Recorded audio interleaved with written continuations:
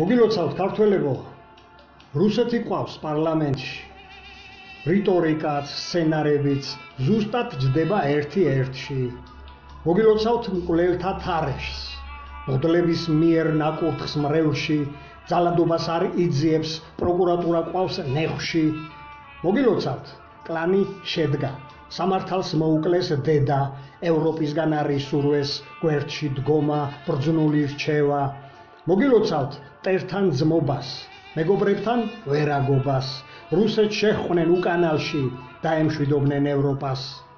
დააფურთხეს გმირთა საფლავს, ამაოა თავგანწირვა, ყველა გმირი ვინც კი მოკვდა, უაზრობას შეეწირა.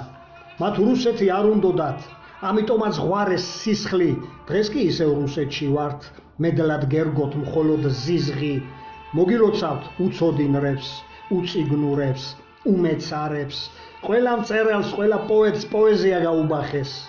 მოგილოცავთ დამარცხებას, სპორტსმენებს რომ გაუყალბეს, დიდ რუსეთთან გამარჯვების შანსები რომ დაუკარგეს.